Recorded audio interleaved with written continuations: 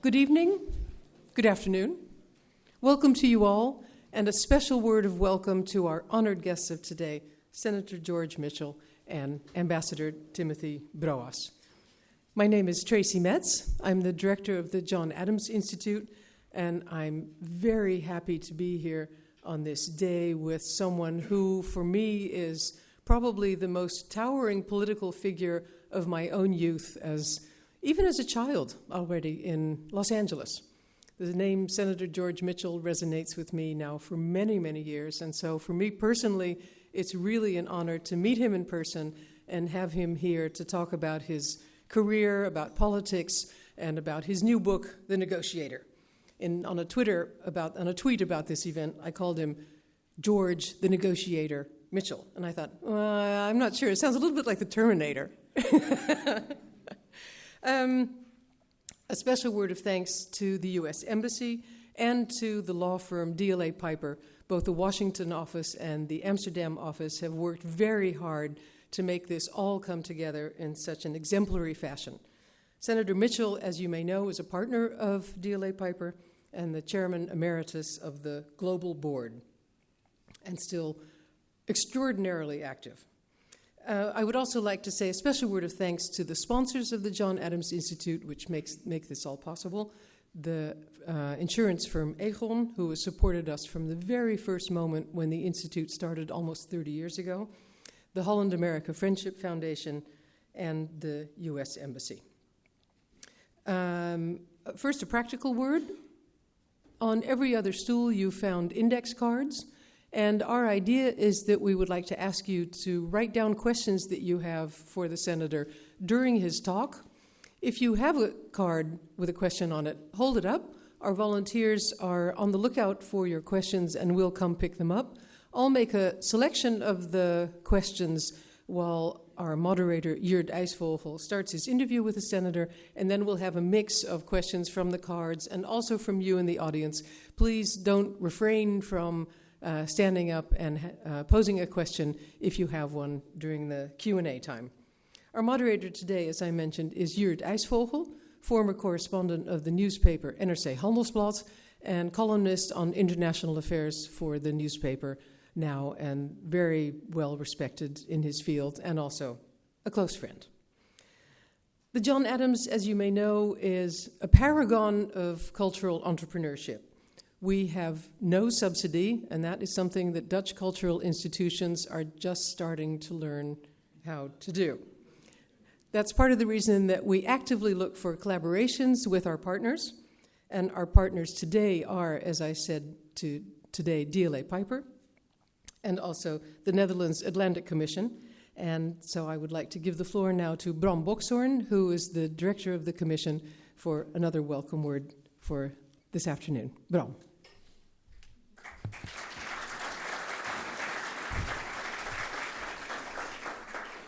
Good afternoon, everyone. I'll promise to be brief as possible. On behalf of the board of the Atlantic Association, I'd like to welcome you all at this particular special event, and in particular, of course, I would like to welcome Senator Mitchell as our guest of honor. I'm the director of the Atlantic Association. Its goal is to raise the awareness of the Dutch public about transatlantic security relations.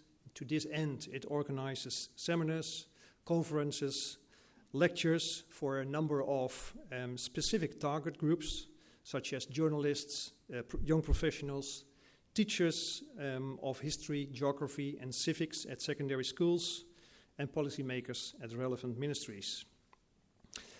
For more information, I refer to our website. Ladies and gentlemen, our honorable guest speaker has played a key role in American politics at a time when the word bipartisan still had a positive connotation. In Senator Mitchell's long career, he has been called on time and again for his negotiation skills and ability to build confidence among adversaries.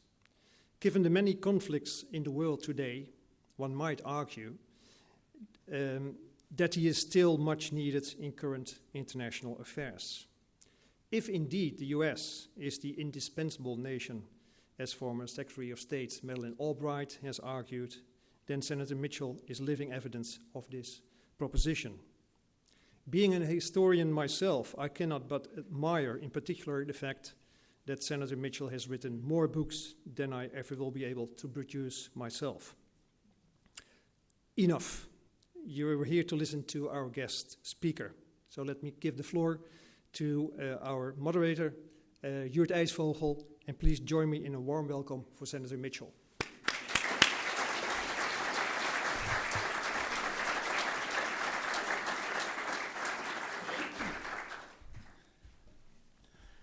Ladies and gentlemen, Senator, it's a great pleasure and an honor to introduce to you all a man of such great accomplishment as Senator Mitchell.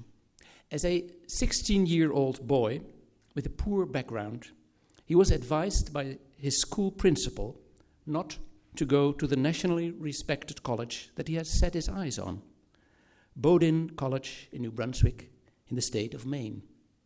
The principal advised him to forget about it. He wouldn't fit in.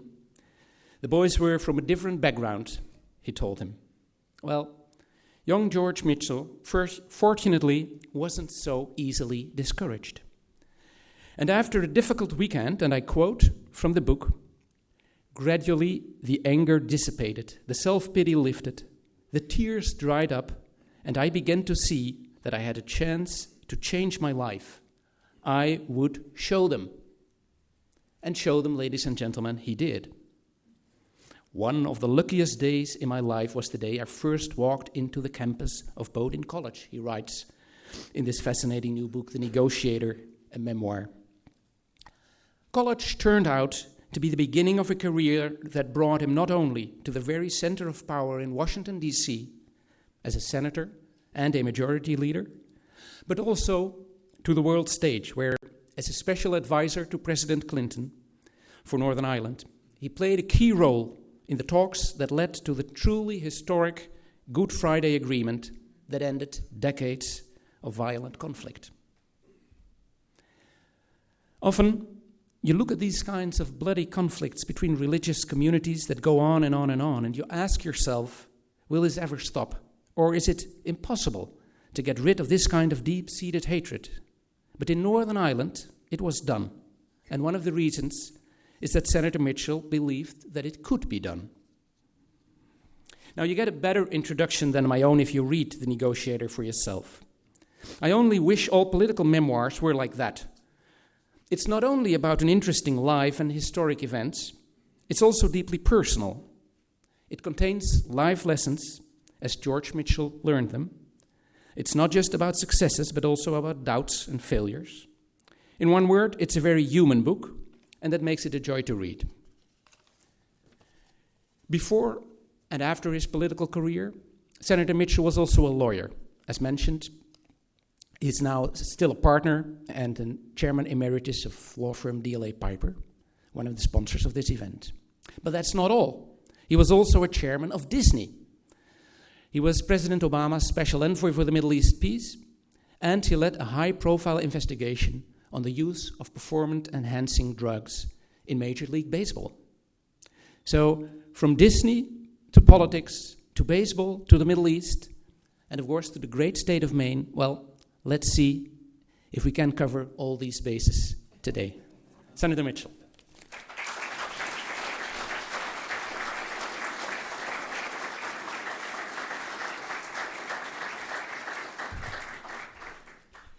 Yep. Thank you very much, Jurt, for those very generous comments. Thanks to the John Adams Institute and the American Association and the Ambassador. And to all of you, thank you very much for your presence here this evening and for your warm reception. It's a great honor for me to be here. I have been, over many years, a regular visitor to your beautiful country. For many years, I served on the board of directors of Unilever, and so visited mostly to Rotterdam, but also to other parts of your lovely country. I have to say that I do speak often all around the world, so often that I'm tired of hearing myself speak, so for me, the introduction is the high point of the evening. Everything after is downhill. And I have to say, Jerd, I enjoyed that introduction very much. The danger, of course, is if you hear people praise you several times a day, that you may begin to believe the things that are said about you. So I always like to begin with a story about introductions in which I was brought back down to earth. I spent 5 years in Northern Ireland, and after we reached the agreement, I returned to the United States. I wrote a book about my experience, and when the book was published, I set out on a tour to promote sales, just as I'm doing now with my latest book. I received many invitations, and I learned the interesting fact that in the United States, there are more Irish American organizations than there are Irish Americans. And every one of them invited me to come and speak to their group. I couldn't go to them all, but I went to many as I traveled around the United States speaking to various groups of Irish Americans and other groups. There developed among these organizations an informal competition as to who could give the longest, most fantastic, often ridiculous introductions of me. The proper reaction, of course, would have been for me to show some humility, to encourage them to keep it short, to not exaggerate, but I had an improper reaction. I loved it. I encouraged them. I told them to make it longer. When they left something out, I scolded them. And so by the time I got to the very last stop on this tour, it was in the city of Stamford, Connecticut, just outside of New York, I was overly impressed with myself. When I entered the building, the first person I encountered was an elderly woman who rushed up to me, very excited, shook my hand very vigorously. We both shook up and down, and she said, I'm so thrilled to meet you. She said, I don't live anywhere near here. I just drove 3.5 hours all across the state of Connecticut to come here to shake your hand and to tell you what a great man I think you are. You are so great, she used the word many times, all that you've done around the world. And to ask you, please, would you sign my poster? She had a poster, cardboard with a photograph on it and a pen. She handed it to me. And I looked at it and I said, I'll be happy to sign your poster, but before I do, I think there's something I should tell you. She said, what is it? I said, I'm not Henry Kissinger. The poster was a big picture of Kissinger. She said, you're not? Well, who are you anyway? And when I told her, she said, why, that's just terrible. She said, I drove 3.5 hours to meet a great man like Kissinger, and all I have is a nobody like you. I said, well, I'm sorry you feel so bad. I wish there's something that I could do to make you feel better. She thought for a moment. She said, there is. I said, what is it? She leaned forward. I leaned forward. Our foreheads were touching. And she said in a whisper so no one could hear, she said, nobody will ever know the difference. She said, would you mind signing Henry Kissinger's name to my poster? So I did. And it's hanging today in a living room wall in eastern Connecticut, a daily reminder to me not to believe all these nice things that people like yours say about me. Now, here's the best part of the story. There may be some of you who know Kissinger. Certainly you all know of him. He's a very dear friend of mine. About a year ago, we appeared at an event similar to this in New York City. It was in a private club in a high-rise building, and we had a moderator, and the two of us sat in the front, and the moderator asked us questions about China and the Middle East and world affairs. I thought it would be a good place to tell the story I just told, and I did. Kissinger enjoyed it. The crowd laughed. After the event, we found ourselves in the elevator going down to the ground floor. And Kissinger said to me, he said, I've appeared with you many times. He said, I heard you speak often when you were majority leader in the United States Senate. He said, I have to say, this was the best I've ever heard you speak before. And I said, really? I said, was it my answer about China? My answer on the Middle East? Oh, no. He said, it was that story you told in the beginning. He said, you should tell that story all over America. And I do. And I keep a record of it. And now I will put down The Hague, the John Adams Institute, and every time I see him, I read the list of places where I've told the story. I tell him I'm making him even more famous all around the world. Well, I served for many years in the United States Senate, and several of them as the majority leader. As you know, the United States Senate is unique among all legislative bodies in that it has the rule of unlimited debate. Any senator can stand up at any time and speak as long as he or she wants on any subject, even if not related to the business then being debated. And as a result, I listened to 16-hour speeches, to many 12-hour speeches, to numerous 8-hour speeches. And I developed the dubious ability to be able to deliver a 16-hour speech. Usually, neither possessing nor conveying any knowledge, but taking up whatever time is necessary to take up. But I promise you tonight, it's called a filibuster in the United States. There will be no filibuster tonight. I'll try to be brief and to leave time for the dialogue that I will have with you and to questions from you, the members of the audience, to which I look forward. I'll speak on a serious note just briefly. I wrote this book for two reasons. One is to describe how much my parents meant in both my upbringing and my life. Almost all human beings have, as the most influential people in their lives, their parents. In my case, my parents were very poor. My mother was an immigrant from Lebanon to the United States. She could not read or write, and she worked her entire life, nearly 50 years, on the night shift in a textile mill in small towns in my home state of Maine, while raising 5 children.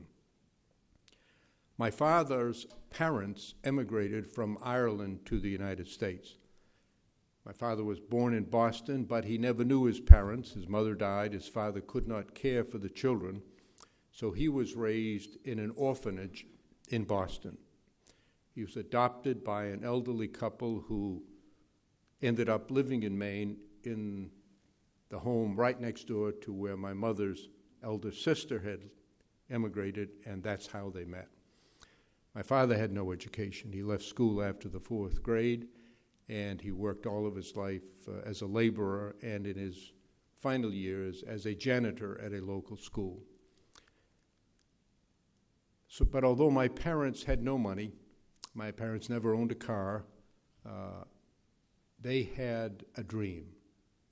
And their dream was that in the open society of the United States, their children could get the education that they never had and go on to succeed in life in a way that they had been unable to. And all of their children did go on to and graduate from college, and each of us has lived a life that would have been completely unimaginable to my parents. The second reason is in part related to and drawn from the first.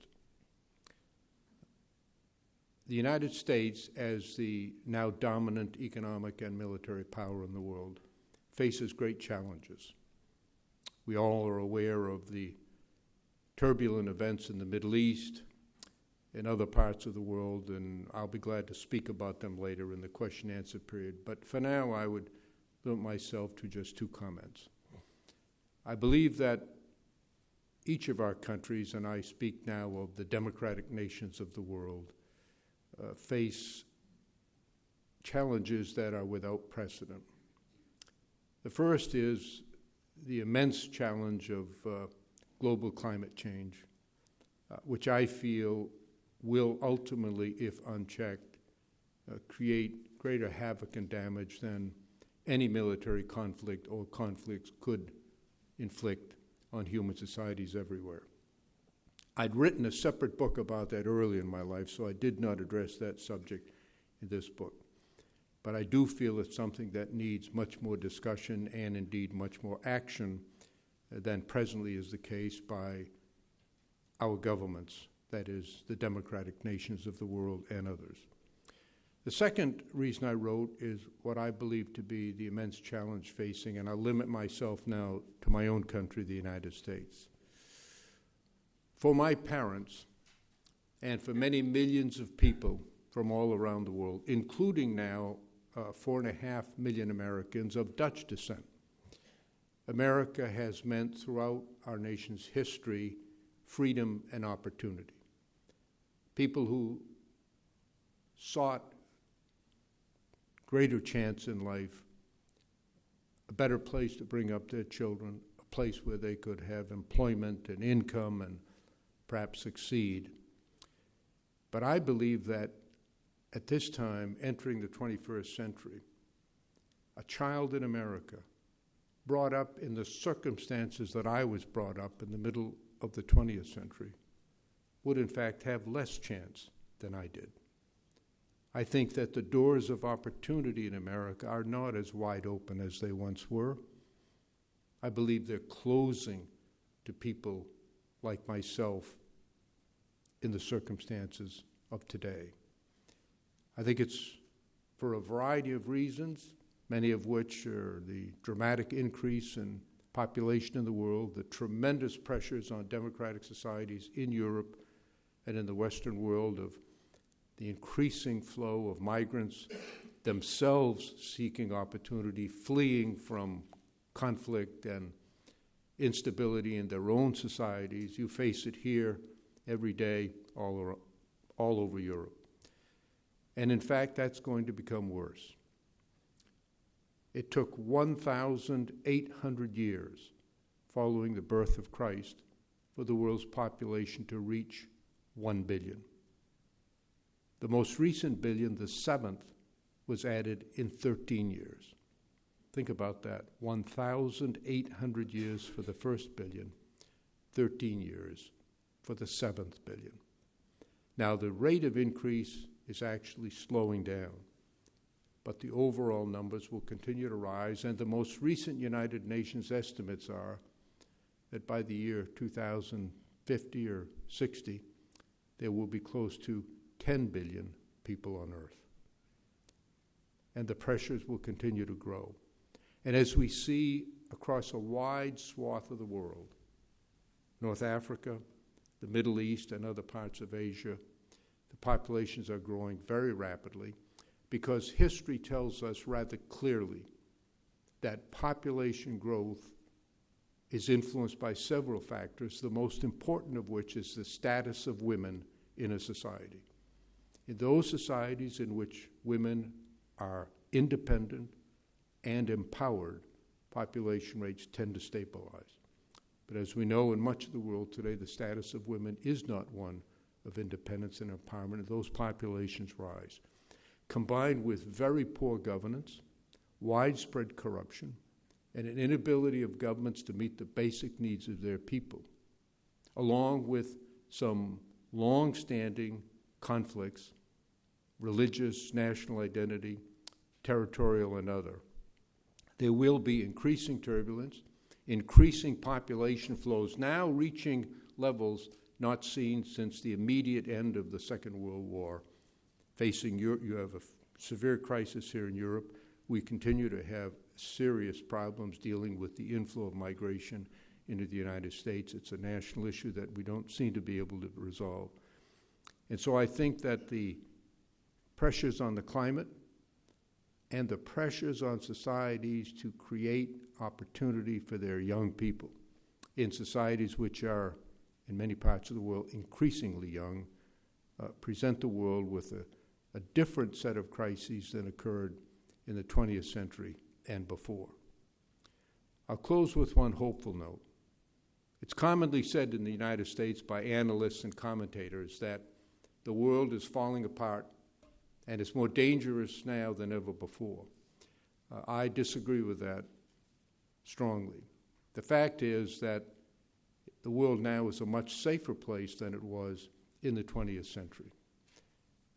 In the 20th century, in just the First and Second World Wars, 68 million people died in a world in which the population was about a third of what it is today.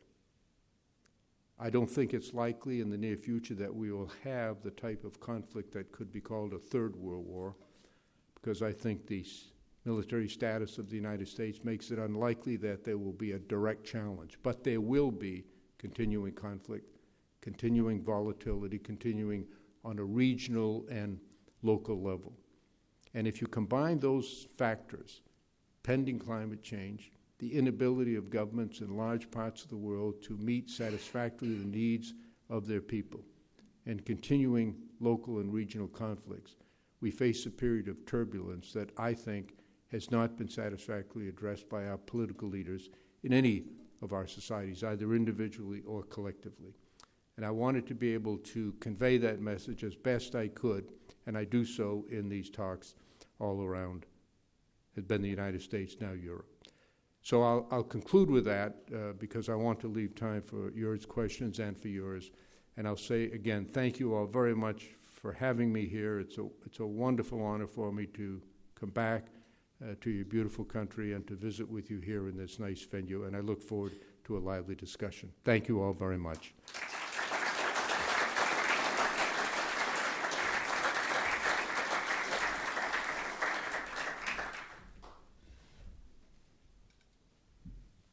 If I could talk for 16 hours standing up, imagine what I can do sitting down.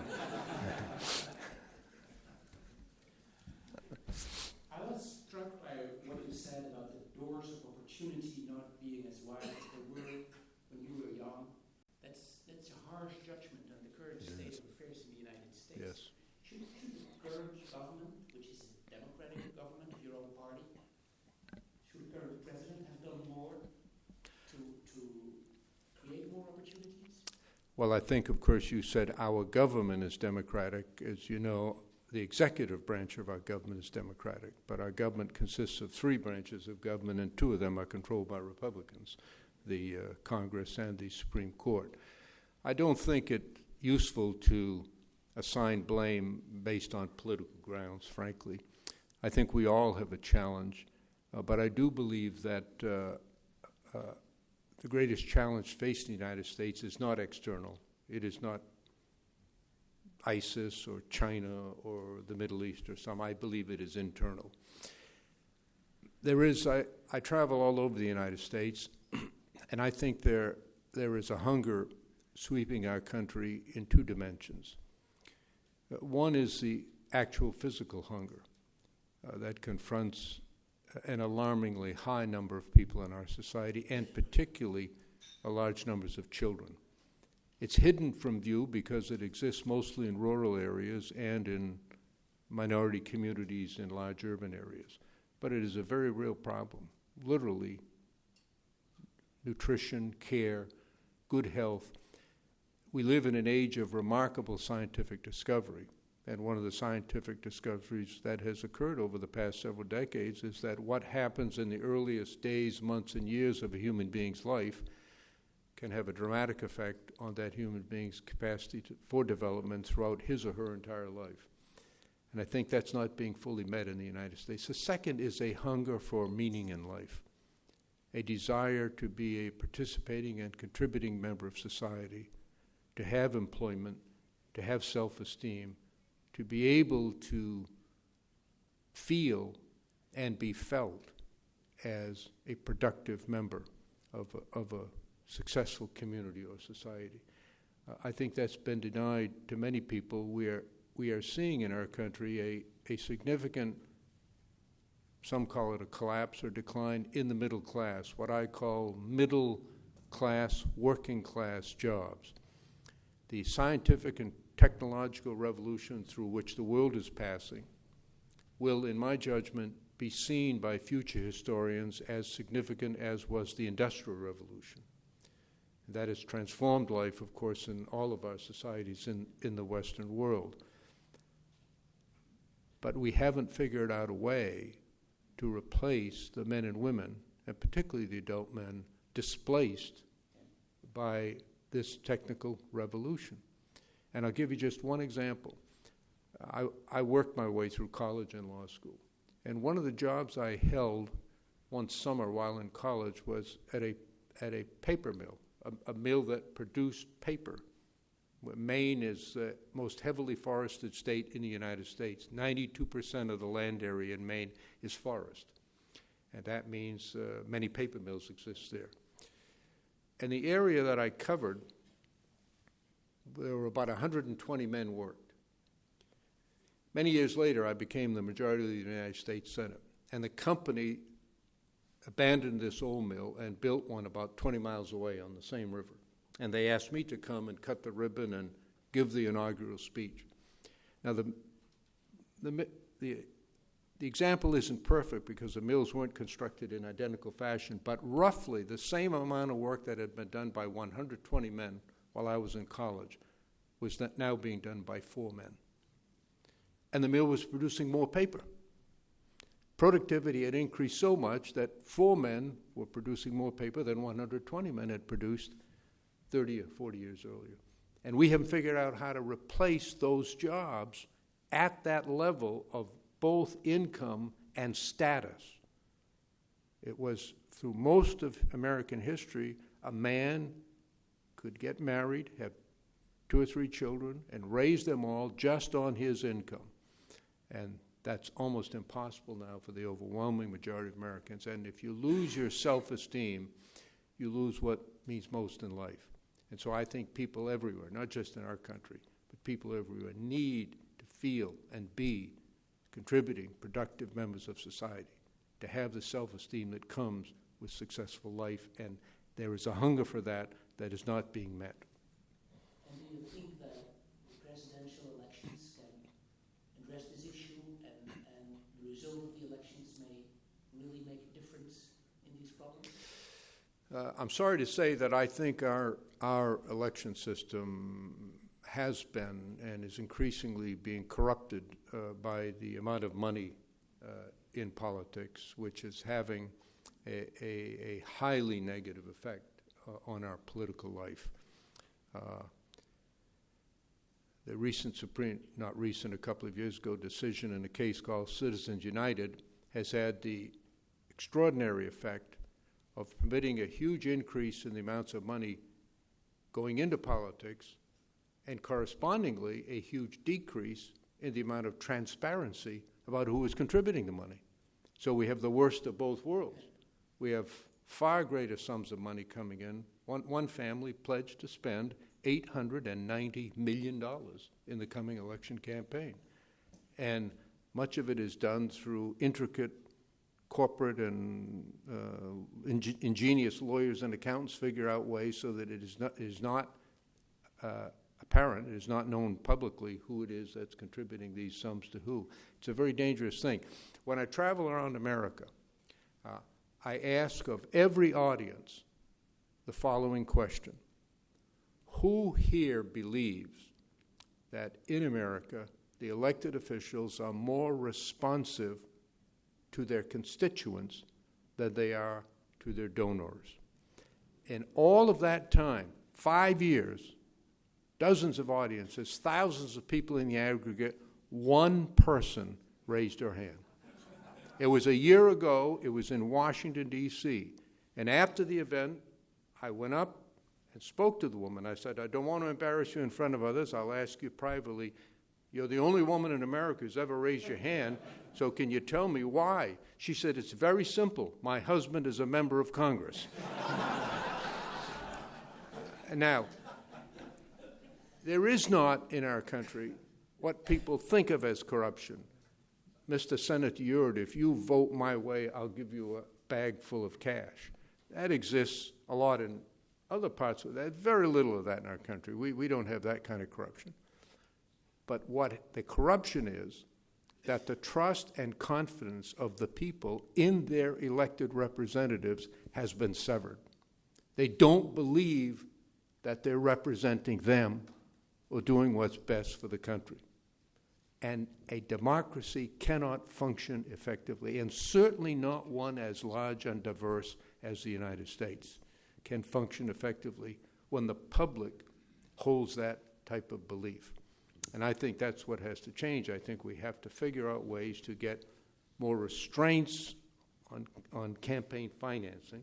The Supreme Court invented the fiction that corporations are people, that corporations are entitled to the same rights as people. Now, if that were true, then of course people would be entitled to the same rights as corporations. But they're not. I mean, right there it demonstrates the intellectual fallacy of the argument. And that money is speech. That money is speech, and therefore that it has to be free. That's another artificial invention that defies actually common sense or logic. It is those two premises upon which our legal system is constructed. That corporations have the same right as individuals, but individuals don't have the same right as corporations, and that money equals speech, and in America, speech cannot be curtailed. I think those are very dangerous principles, and I think they are contributing to the undermining of the confidence of the people in our democratic system. And is that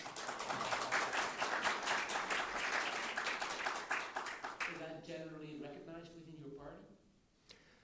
Well, our party's so big you can't say of anything that it's generally recognized. The United States is unique in many ways. First off, it's very diverse, and yet there are only two political parties. You have a much smaller country, a far more homogeneous country, at least until recently, and you have more than two parties. In our system, we only have two parties.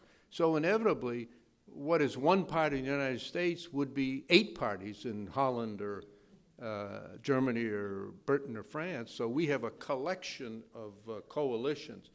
It's very hard to have any one thing that everybody in either party agrees to. So some do and some don't. Yeah. Well, of course, here also we are looking to the United States in anticipation of the presidential elections of 2016. Yeah. And before we continue, we'd like to ask a short, brief participation of the audience in what our expectations are for the presidential elections. And we hear a lot about Hillary Clinton on the Democratic side, Jeb Bush on the Republican side, other names as well. But just to have a small sampling, a poll, I wonder how many of you expect Hillary Clinton to be the Democratic presidential candidate in 2016? No. That looks to me like the majority. I think the same answer would prevail in the United States. The expectation of a nomination, yes, I think that would be true. And how many of you would expect Jeb Bush to be the Republican nominee? He's in that spot. Yeah. Well, that's not a bad showing, since there are already 9 Republican candidates. There are going to be 18 by the time they start. Do you expect it to be a race between Hillary Clinton and Jeb Bush, or are we focusing on the wrong candidates? I think Hillary will be nominated. I don't have any idea who the Republicans will nominate. As a Democrat, we have done well, not so much through our own intrinsic merit, but because the Republicans have managed to repeatedly snatch defeat from the jaws of victory. And the question is, can we count on them again? I'm not so sure. They have learned some of the lessons of the last election. They're modifying the approach. And you don't know about this money factor. Each election produces a new record amount of money, a new record in the amount of negative television ads. During the Republican contest for the presidency in 2012, one poll was that the ratio of positive to negative television ads was 1 to 35. Now, you multiply the amount of money by a huge factor and the amount of negative ads, and it's going to be a very, very rough campaign. And whether the survivor of that campaign will be able to be successful, I think it's impossible to know now. It will depend upon how the candidates do, on events that yet have not occurred. How well is our economy doing? What is the public opinion of Obama at the time? How the two candidates handle themselves in the debates and in the campaign. So I think the likelihood is that it will be Clinton against one of several Republicans, and that the election will be very close. Our country is divided very closely, and you could expect that the election will be closely contested. And if Jeb Bush would happen to be the Republican nominee, what would it say about America if Clinton and Bush would run against each other again? Is that Well, I would say that James Madison and Thomas Jefferson would be very surprised, and John Adams also would be very surprised to see the same families running against each other in the United States. Every American, I know there are several of them here, child either recites or listens to another pupil recite in elementary school George Washington's farewell address to the United States, our first president, the father of our country, one of the great men. And his address can really be reduced to two sentences. Don't get mixed up with those Europeans. They're always fighting wars, and they'll try to drag you into wars. And so that's what people ask me all the time about American isolationism, and that's what Americans for many years, for most of our history, practiced. We don't want to get involved with others. We'll let them fight their wars among themselves. We'll tend to business at home. That's gone now, and we're now apparently, not only are we getting involved in all the wars, but we're reverting to royalty in our political process, both of which I think are unhealthy trends. Now, as we speak today, the leaders of the G7 are ending a two-day meeting in Germany. They discuss all kind of world matters, but some people worry now that the United States is sort of being in retreat as a world power. Do you agree with that? No, I don't. I think it's a mistaken impression. It's usually accompanied by an assessment that China is rising and will displace the United States. I think both are incorrect. I think the United States economy is poised on the brink of a substantial period of growth and expansion, powered by dramatic technological changes in the recovery of fossil fuels, which will be good for our economy, but not good for climate change. And so our military dominance has reached truly extraordinary levels. So I don't think there's any one or group of countries that will directly challenge in a sort of a worldwide conflict. And when you talk about dominance, you have to assess who are the others. The Chinese are a truly remarkable, energetic, talented people, very entrepreneurial. You can't find a communist in China. You can scour the land for every place. You can't find a single one. And their economy is growing. But they, too, face... one of the things we tend to do in what Churchill called the Western democracies is that we have a healthy habit of self-criticism, self-analysis and criticism, which is a good thing up to a point. But we tend to overestimate our adversaries and underestimate our own strengths. I think China has very serious problems, first in maintaining the level of economic strength. And remember, in China today, the only legitimacy that the government has in terms of maintaining its authority is a continuing rise in growth and the economic status for people. Nobody believes in communism. They don't have what we have in your country and ours, the legitimacy of free and fair and open elections. And so they've got to maintain economic growth. And the single most important factor in Chinese economic growth is continued unrestricted access to the markets of the United States and the European Union. Without that, they wouldn't have anywhere near a trade surplus, and they would face very severe economic conditions. So they would face a huge problem if a conflict developed in which access to those markets was suddenly cut off. Now look at Russia, another competitor. The Russian people have gone through a period of, I think, understandable humiliation at the decline of their country. And as always happens in any country that's gone through this cycle, there is soul-searching, and there is also trying to blame external factors, some alien force elsewhere did us in, and that's why we're going through this difficult period. And I think President Putin has capitalized on that in his own circumstances. But they face a very difficult future. You know, when he first became president, he said that his greatest fear was that for the first time in 300 years, Russia faced the possibility of sliding, as he put it, into the second or third echelon of nations. And it's a very real fear because their population is declining. And more importantly than the absolute numbers of decline, the composition is changing. The Muslim population of Russia is up close to 20% and rising, while the Slavic population is declining steeply, despite the government's heroic efforts to arrest the decline. And so as their population declines, China will remain stable over the next half century. India will grow to 1.8 billion people. The United States will grow dramatically to 440 million people by just the year 2050. So the possession of nuclear weapons will keep Russia at the first tier for some period of time. But absent that, their almost total reliance upon energy resources, their energy to modernize the production of those resources, and their internal problems, I think, will create very real problems for them. So I don't see a period of American decline.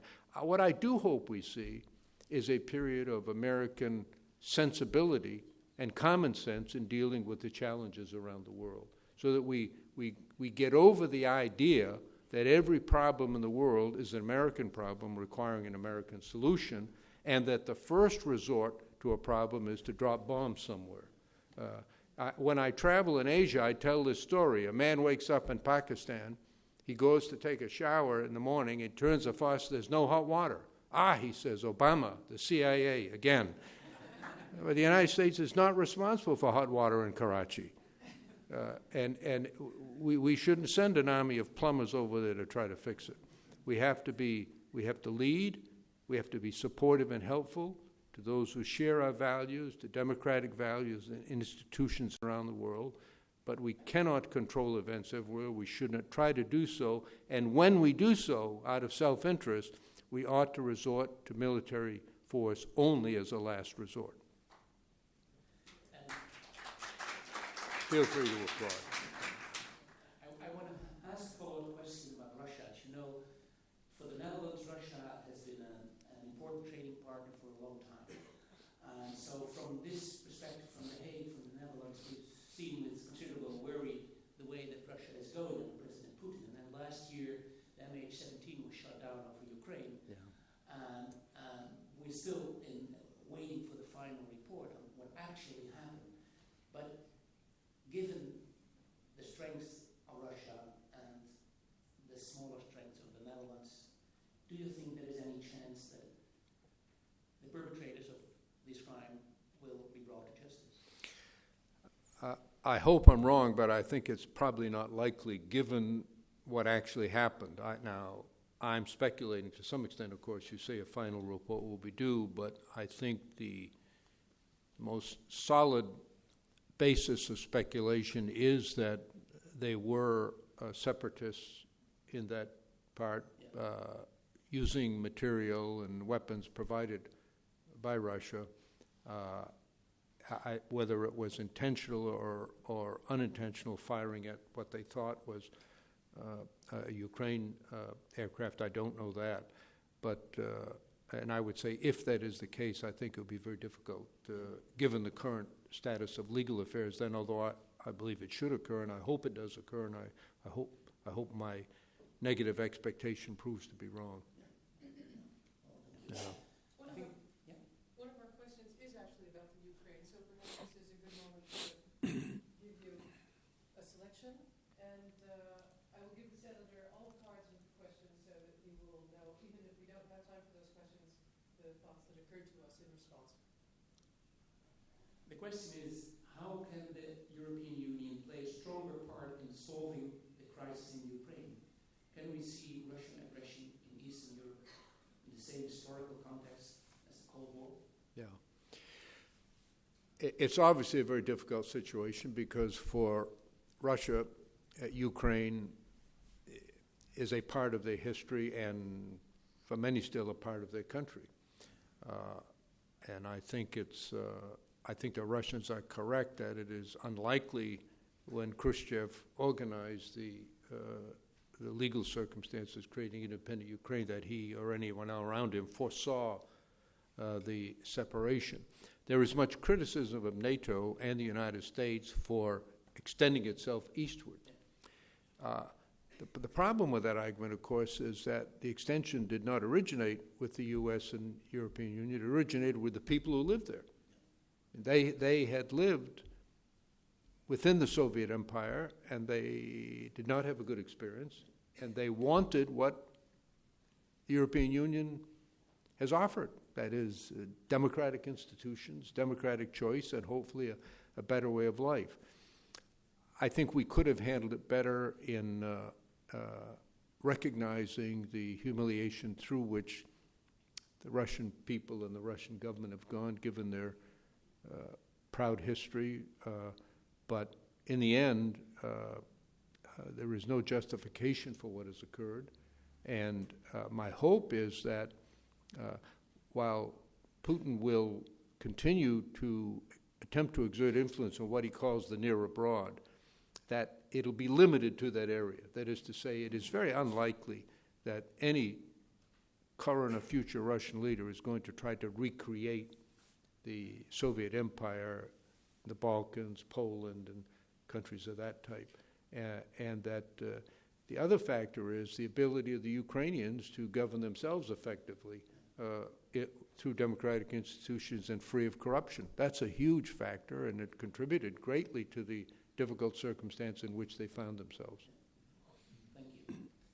Now, we haven't talked about baseball yet, but I'm sure it is.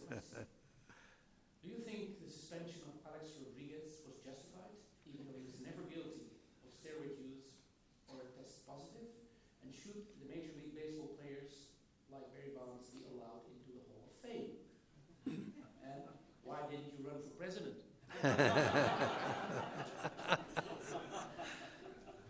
That's one of the most unusual mixes of questions I've gotten at one time.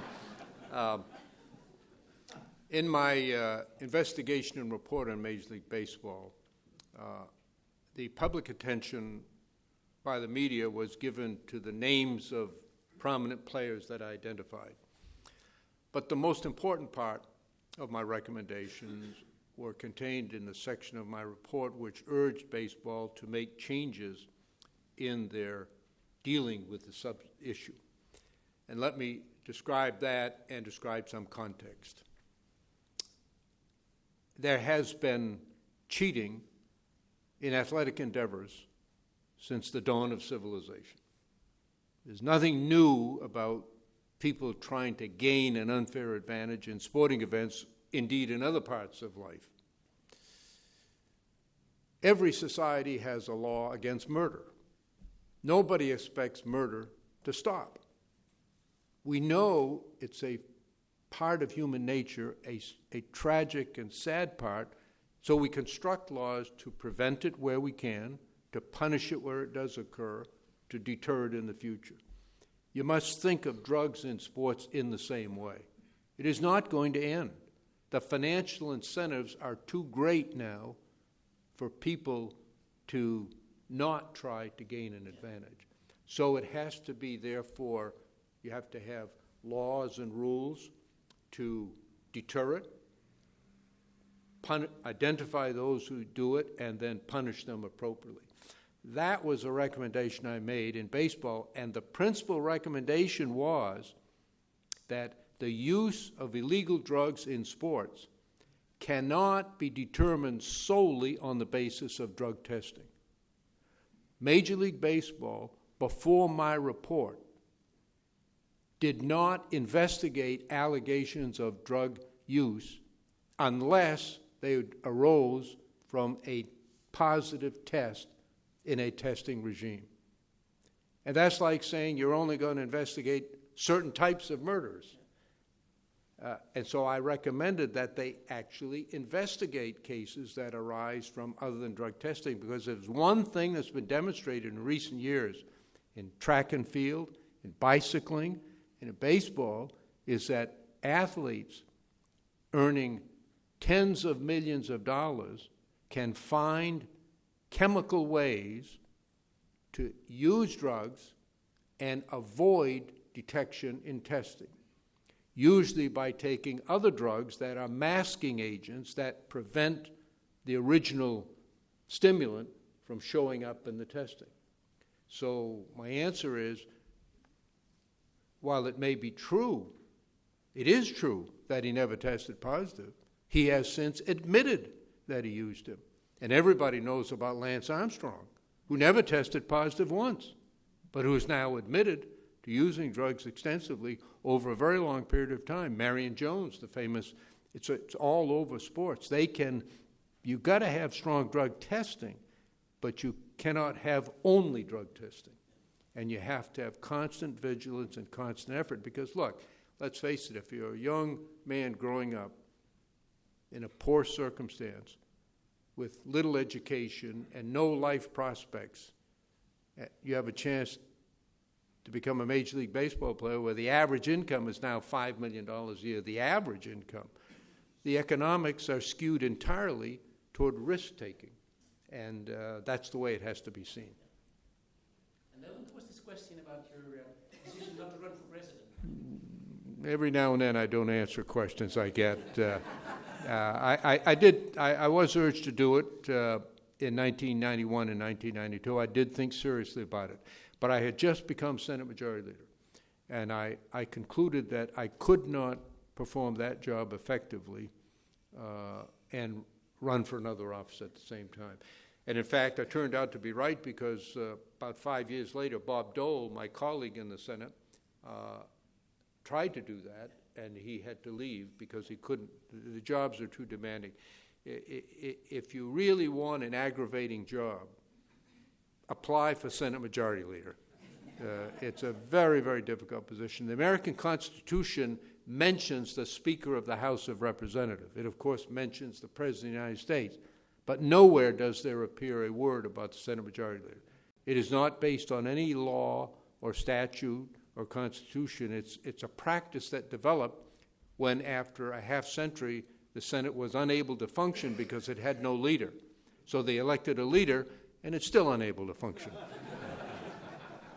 So you would expect, if the Senate Majority Leader would be offered by the President of the United States a seat on the Supreme Court, you would gladly accept, and yet you didn't. I did not, right. I was flattered by it. I'm a lawyer. I had been a federal judge before I entered the Senate. And for me, or I think most lawyers, being on the Supreme Court would be the pinnacle of success and ambition.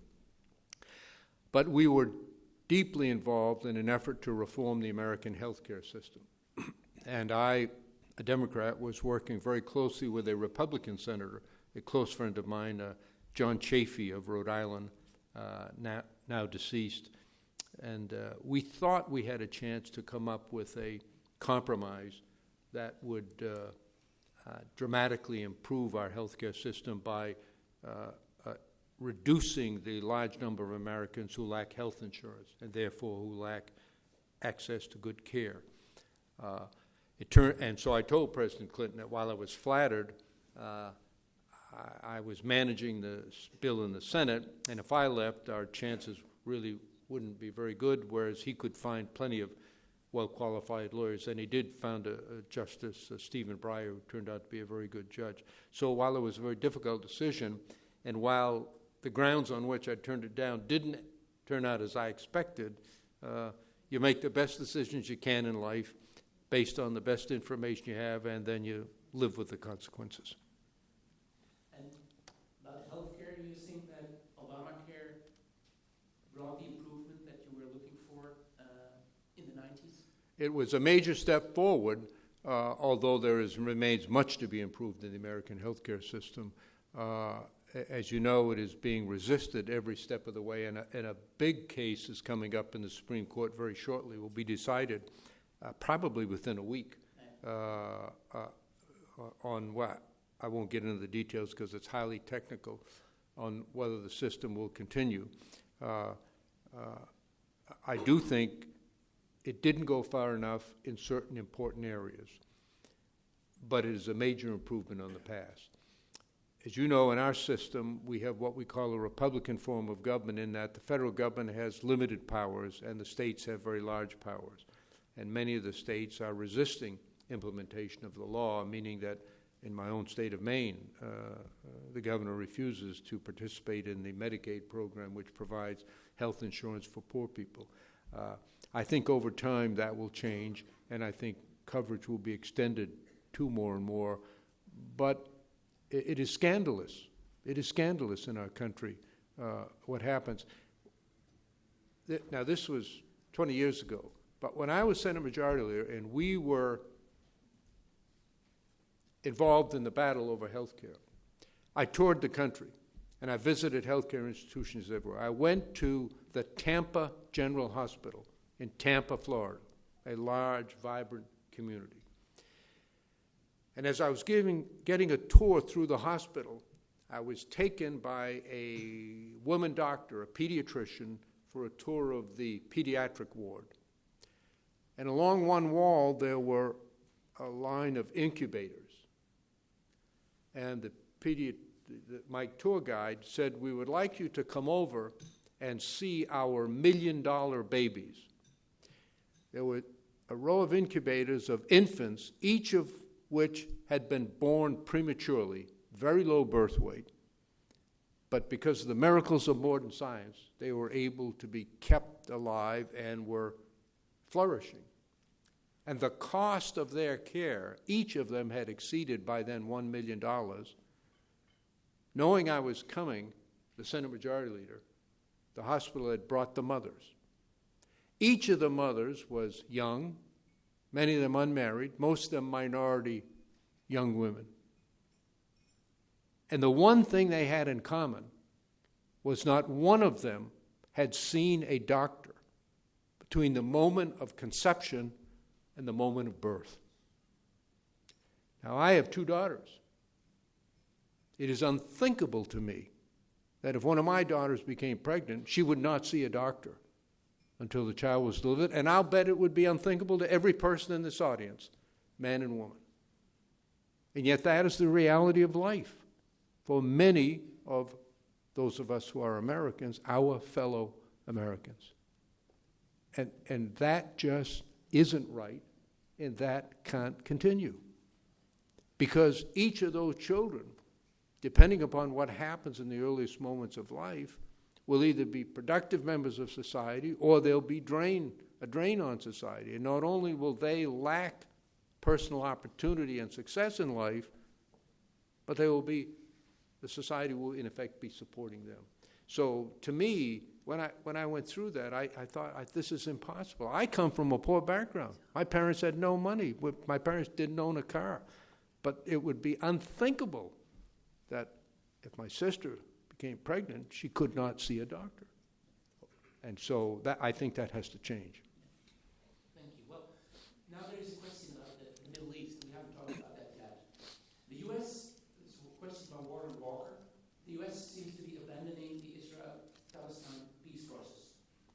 Prime Minister Netanyahu of Israel is firmly opposing a two-state solution. Do you see any way forward? If so, what is it? Yes. I don't believe the United States is abandoning it. I think the United States will continue its efforts. But the reality is, of course, the United States cannot impose peace on parties who themselves are not ready for peace. They have to want it as much as we do. And we have to find a way to help bring them together. The policy of the United States, as of the European Union, is that the people of Israel have a very successful state. Any of you have been to Israel, you know what I mean. It's brilliantly successful. But the people do not have reasonable and sustainable security. They live in fear and anxiety. At one point in the history of martyr bombings, now more from rockets. And they are entitled to have the peace and stability that comes with physical and personal security. The Palestinians don't have a state. And They should have a state. They are entitled to a state, to the dignity and self-respect that comes from people who govern themselves. On January 9th, 2009, 11 days before he left office, President George W. Bush traveled to Jerusalem, and he made a speech which set forth American policy in what I felt was a persuasive and clear way. He said that Israel is not going to get security for their people until the Palestinians get a state, and the Palestinians are not going to get a state until the people of Israel have sustainable security. So he argued that both should be vested in the success of the other. Now, that has not occurred, despite 60 years of effort by a dozen American presidents and 20 secretaries of state and many prime ministers of Israel and many Arab leaders. Still, the two-state solution has survived primarily because there is no feasible alternative. There simply is no feasible alternative that has been able to present itself. Some argue for a one-state solution. That would be an absolute disaster, particularly for Israel. And right now, one of the challenges that is faced, I'll mention each side. For the Israelis, there are about just over 6 million Jews living in the area between the Jordan River and the Mediterranean Sea. There are now about nearly 6 million Arabs, if you count Israeli Arabs, Palestinians in the West Bank and Gaza. And the demographics are such, about the year 2017, those numbers will shift. There'll be more Arabs living in that area than Jews. And as Ehud Barak, former Prime Minister and Defense Minister, has argued many, many times, the people of Israel must not face that question. Because if the two-state solution is lost, then they have to choose between being a democratic state or a Jewish state. And so they have to get a decision. The Palestinians, in my judgment, have made a series of errors in the tactics they've used to try to achieve their state. When I met with Arafat many times, and I met with Abbas even more times, I told them directly, in 1947, the United Nations proposed a partition. 2 countries, and Jerusalem, an independent city. The Israelis accepted it, the Arabs rejected it. And the first war started, each of which has been won by an increasingly strong Israel. There is not a sensible Arab today who would not accept the partition that their ancestors rejected in 1948. But it isn't available, and it never again will be available because the circumstances on the ground have changed so much, particularly in Jerusalem. I said to Abbas and to Arafat, you have to get into negotiations. And you have to stay in negotiations and don't walk out every time something happens that you don't like. And with the assistance of the United States, the European Union, and others, get a state. It will be less than what you want. You will say it's not fair, but get a state and build on it. And they have so far declined to do that. Prime Minister Netanyahu, under pressure from the United States, when I was the U.S. envoy, said he was for a two-state solution. Then he said the day before the recent election he was not for it, and then the day after he was for it. So it raises legitimate questions in the minds of the Arabs. But the fact is, that's the only solution. And I believe that the risks to both of them are so great in the absence of an agreement that they will come around to it. Prime Minister Netanyahu said to me several times, what if we create a Palestinian state on the West Bank, right in the heart of Israel, and the state fails and Hamas takes over? Then you can stand on the West Bank, and with a shoulder-fired rocket, you can hit Ben Gurion Airport. That's how close it is. My answer to that, it's a valid concern, a legitimate concern. But my answer to him was that the chances of the Palestinian state failing and Hamas taking over are greater in the absence of an agreement than if there is an agreement. Because the Palestinian Authority, led by President Abbas, has committed itself to nonviolence and has recognized Israel. Hamas, the other Palestinian entity, has done neither. It insists on the right to use violence, and it refuses to recognize Israel. And the Arabs can all see, and they can all watch television, and they can all read the papers, and they can see that the nonviolent negotiation approach has got them nowhere. And it won't be too long. Abbas is my age, and he hasn't been well, that Palestinians increasingly will feel the need to turn to violence. And if that happens, I think it will be disaster for everyone. No, they're not going to defeat Israel, of course not. But given the turbulence in the region, there is no person on earth today who can predict with certainty how that outcome would or would not extend into other areas, how other actors might come in, what the reaction of Iran would be, what would happen with some of the various conflicting, competing, overlapping, even contradictory conflicts that are occurring in the region. The time is running out. For us and for them. Yeah. I mean, for us here and for them there. But the diplomatic moves from the Palestinians to get recognition at the United Nations, some European governments recognizing the Palestinian state, is that helping the situation at all, or doesn't that really matter? I believe that the only way they're going to end up getting a state is through negotiation. Direct negotiation with the participation and assistance of the United States. I know there are many Europeans. I appeared before the European Parliament, which has a committee on the Middle East, and I spent much time with European leaders. And I know there's a very strong sentiment in Europe that the United States is too committed to Israel and cannot be a fair broker, we'll put it that way. I disagree, because we are committed to Israel's security, and so should every European country be. But we also favor the creation of a Palestinian state because we believe it's in both sides' interest. And the reality is, of course, that the United States is the only entity that can create the circumstances, both political and financial, to have an agreement and to see through its implementation. And so I think we have to continue. I think it is in the U.S. interest. I think it's European interest. I had a very close relationship with my European partners when I was the envoy to the region. I was there twice and worked closely with a strong group of Europeans. And I think we have much in common in our approach there. And I hope very much that we'll continue. And that ultimately I believe that nations, like individuals, act out of self-interest.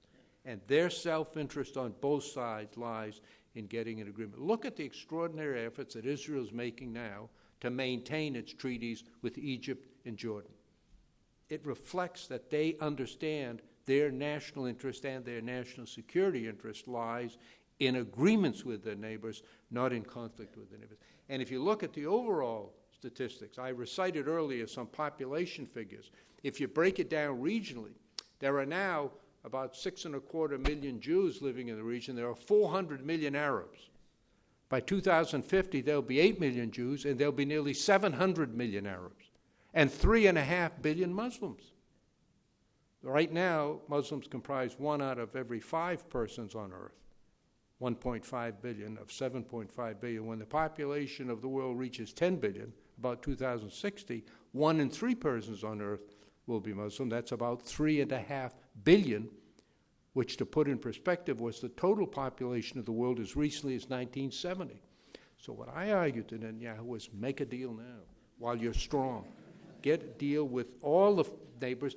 Because here's an interesting fact that's a consequence of this. Right now, the central political concern of Israel and of Saudi Arabia is exactly the same.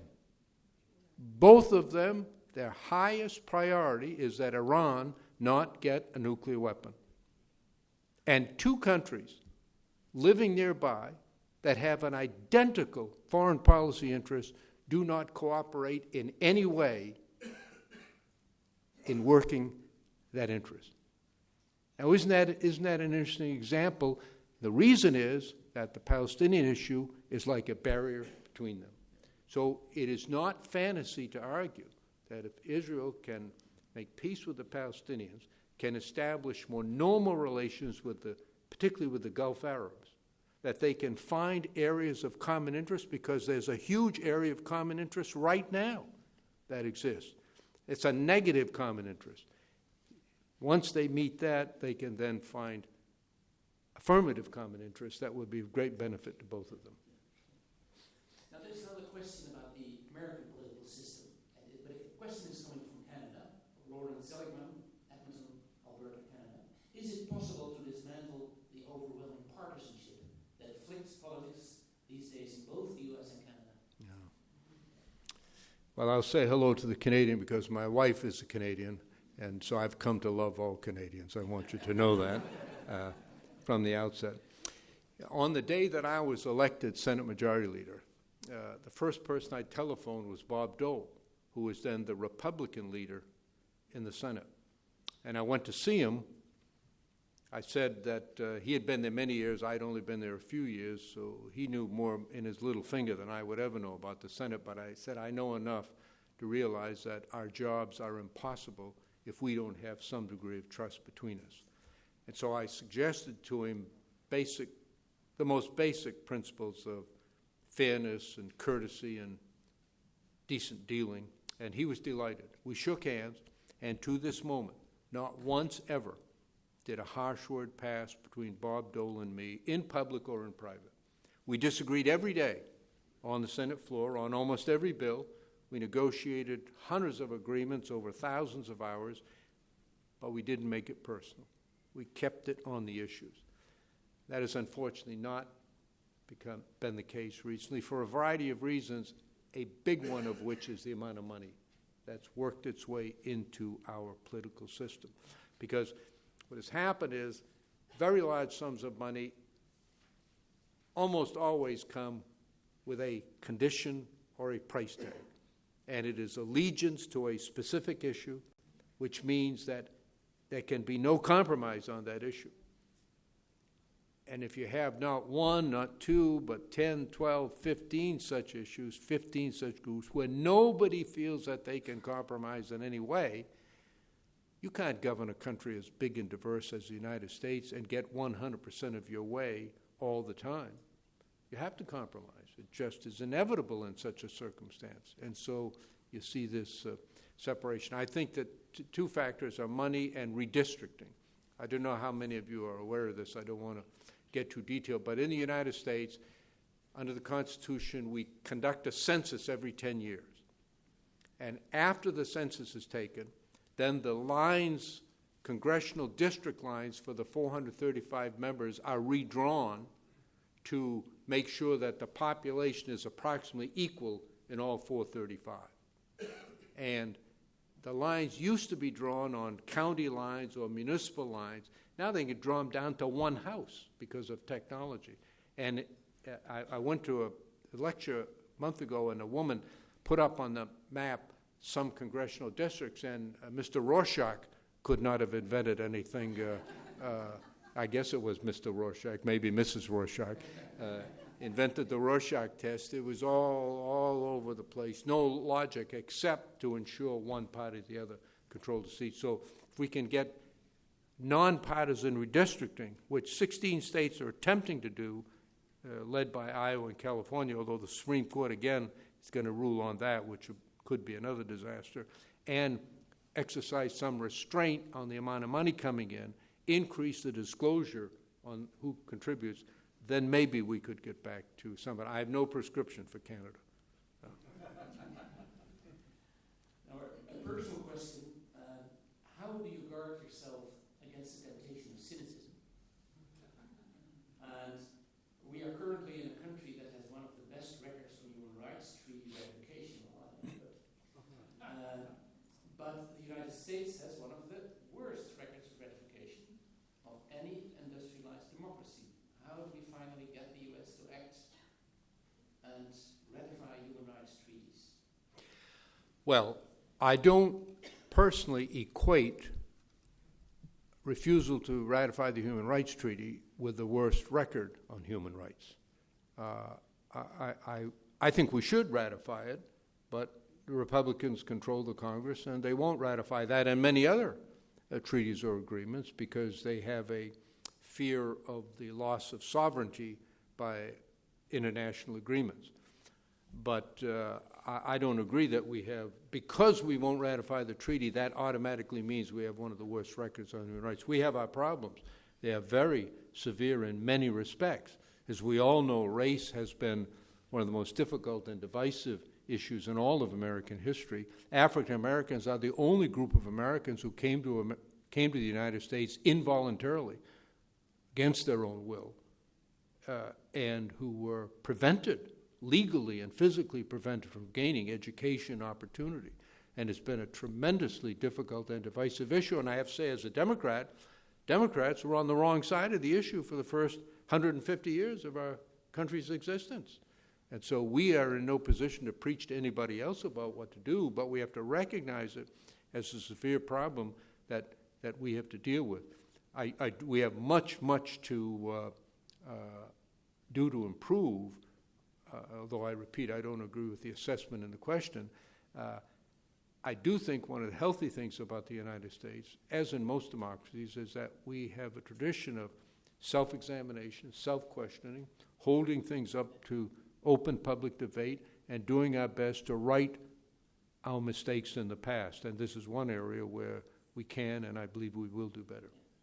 Recently, the United States government again has asked the Dutch government to help with the closing of Guantanamo by accepting a number of prisoners that have not been found guilty of terrorism, but can go back to their own country. A majority, nearly all the Dutch politicians in Parliament say, well, that's a problem America created, let them solve it themselves. How do you feel about that? It's lucky for you we didn't feel that way when we got to the First and Second World Wars.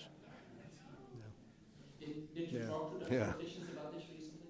No, I haven't, but I believe Guantanamo should be closed. Yeah. But understand the political risk.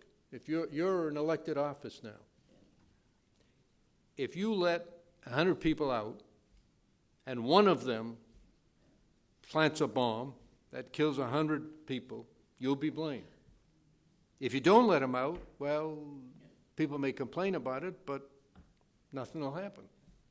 The political weight in this issue all favors inaction, because nothing, it is, I think, highly likely, you could argue close to certain, that some of the current detainees have in fact, indeed I think it is certain, been guilty of criminal activity, although it can no longer be proven in an American court of justice because of the manner in which they've been treated. And it is also certain that some number of them will find a way to return to that type of activity. So it creates a powerful inertia in politics to not do anything, because the only thing that can come of this is something bad. That's hard to overcome. I think we should close it. I think we should try to get them out. I hope we can get help from governments like the Dutch government, and most of the European governments have been very helpful and supportive, and they don't agree with the prison, and many of them feel used and abused by the tactics in which they participated in the aftermath of 9/11, and which they're now embarrassed about, as we are in some respects. But it isn't an easy issue to handle politically. But it needs courage. Needs courage. Well, a lot of things in politics need courage. You know, people say, you mentioned Netanyahu earlier. People say, well, he should do this and that. But look, you're a politician. Put yourself in office. And someone comes to you and says, if you take this action, yes, you'll be harshly criticized. Yes, your political career may come to an end. Yes, you and your family may be the subject of assassination attempts. But 20 years from now, people will look back and say you did the right thing. So you go home at night and you weigh those arguments. What should I do about this? But for most politicians everywhere, no matter the form of government, the highest objective is to remain in office. That's the highest objective. And for most politicians, the short term is tonight's television news, and the long term is tomorrow morning's newspapers. It's the constant pressure to think about survival and moral pleas to do things that will have adverse consequences to their career. That's why I do want to mention, you haven't mentioned Northern Ireland, I do want to say this. The real heroes of the Northern Ireland peace process were the political leaders of Northern Ireland. Ordinary men and women, all of them elected officials, who had spent their entire lives in conflict. 2 of the delegates of the talks were assassinated during the talks. Several of them had been shot at, several of them successfully been shot at, several of them had served terms in prison for violent activities. And yet at a crucial moment in their society's history, they rose to the occasion. Many of them saw their careers ended because of it. And it was a remark. People say, oh, you did a great job. I helped. They did it. And they are the ones who deserve the credit. And that's very rare in any society, especially in our democratic societies. Especially in our democratic societies. Very rare to find people who will submit themselves to the risk of their own health, their own family, their own career, and do, quote, what's right. And that's why I think that's such a remarkable part of history, and I hope we find people like that in the Middle East. I think on many of the subjects that you've raised, it does take that, but keep in mind that it's asking a lot of political leaders to do these kinds of things. Well, thank you very much for these wise and inspirational words. Take them with us and think about it. Thank you very much for coming here. Thank you. Thank you.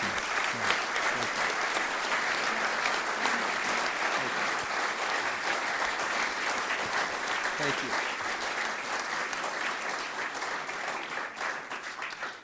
Thank you so much, Senator, for your heartening words on so many difficult issues, and also the importance of shared interest and of courage.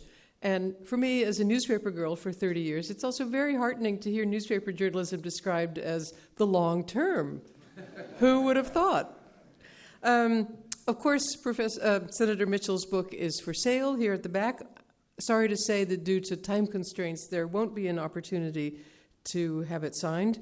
As I promised, I will give him all the other question cards that we didn't have time for. You can reread Jerd's introduction tomorrow on our website, www.john-adams.nl. And I wanted to point out to you that Senator Mitchell's talk was the 3rd in our election series, after Jennifer Lawless of the American University and George Packer of the New Yorker. And we hope that leading up to the elections in 2016, we will have many more stimulating and thought-provoking figures for you to help us reflect on America's meaning today as we move towards a new era after the elections in 2016. Thank you both. Thank you. Thank you all very much. Thank you.